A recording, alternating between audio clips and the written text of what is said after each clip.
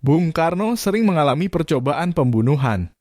Semasa hidup ia mengalami percobaan pembunuhan dari tingkat baru rencana sampai eksekusi hingga sebanyak 23 kali. Ajudan Soekarno, Sudarto Danusubroto menceritakan ada 7 kali percobaan pembunuhan terhadap Soekarno yang menggemparkan. Dalam buku Total Bung Karno karya Rosso Daras dituliskan bahwa Bung Karno selalu lolos meski dihujani granat bahkan bom pesawat tempur. Percobaan pembunuhan pernah terjadi pada 30 November 1957. Presiden Soekarno datang ke perguruan Cikini tempat bersekolah putra-putrinya dalam rangka perayaan ulang tahun ke-15 perguruan Cikini. Granat tiba-tiba meledak di tengah pesta penyambutan presiden. 9 orang tewas, 100 orang terluka, termasuk pengawal presiden. Soekarno beserta putra-putrinya selamat. 3 orang ditangkap akibat kejadian tersebut. Mereka perantauan dari Bima yang dituduh sebagai antek teror gerakan DITI. Percobaan pembunuhan kedua terjadi pada 9 Maret 1960. Tepat siang bolong istana presiden dihentakkan oleh ledakan yang berasal dari tembakan kanon 23 mm pesawat MiG-17 yang dipiloti Daniel Maucar. Maucar adalah letnan AU yang telah dipengaruhi Permesta. Kanon yang dijatuhkan Maucar menghantam pilar dan salah satunya jatuh tak jauh dari meja kerja Soekarno. Untunglah Soekarno tak ada di situ. Soekarno tengah memimpin rapat di gedung sebelah Istana Presiden. Pada April 1960, Perdana Menteri Uni Soviet saat itu Nikita Khrushchev mengadakan kunjungan kenegaraan ke Indonesia. Dia menyempatkan diri mengunjungi Bandung, Yogyakarta, dan Bali. Presiden Soekarno menyertainya dalam perjalanan ke Jawa Barat. Tatkala sampai di jembatan Raja Mandala, ternyata sekelompok anggota DITI melakukan penghadangan. Beruntung pasukan pengawal presiden sigap meloloskan kedua pemimpin dunia tersebut. Pada 7 Januari 1962, Presiden Soekarno tengah berada di Makassar.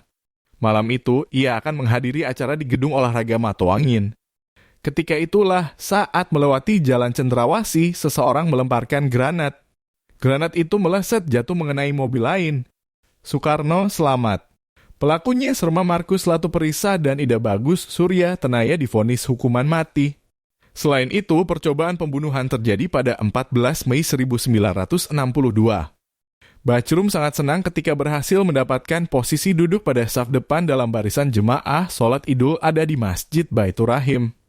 Begitu melihat Soekarno, dia mencabut pistol yang tersembunyi di balik jasnya moncong lalu diarahkan ke tubuh Soekarno. Apa daya jarinya keluh? Dalam sepersekian detik ketika tersadar, arah pun melenceng dan peluru meleset dari tubuh Soekarno menyerempet Ketua DPR GRK Zainul Arifin. Bachrum divonis hukuman mati, namun kemudian dia mendapatkan grasi. Pada 1960-an, Presiden Soekarno dalam kunjungan kerja ke Sulawesi. Saat berada dalam perjalanan keluar dari lapangan terbang Mandai, sebuah peluru mortir ditembakkan anak buah Kahar Musakar. Arahnya ke kendaraan Bung Karno tetapi ternyata meleset jauh. Soekarno sekali lagi selamat. Desember 1964, Presiden Soekarno dalam perjalanan dari Bogor menuju Jakarta.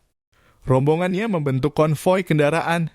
Dalam laju kendaraan yang perlahan, mata Soekarno sempat bersirobok dengan seorang lelaki tak dikenal di pinggir jalan. Perasaan Soekarno kurang nyaman. Benar saja, lelaki itu melemparkan sebuah granat ke arah mobil presiden. Beruntung jarak pelemparannya sudah di luar jangkauan mobil yang melaju. Soekarno pun selamat. Dari kesemuanya, Bung Karno tetap selamat, tetap sehat, dan tidak gentar. Dia terus saja menjalankan tugas kepresidenan. Granat tidak mempan, peluru pistol tidak kena, rudal dari pesawat juga meleset. Apa titik lemah Bung Karno? Soekarno membeberkan bagaimana cara membunuhnya. Menurutnya, rakyatlah yang membuatnya tetap hidup sehingga untuk membunuhnya cukup menjauhkannya dari rakyatnya.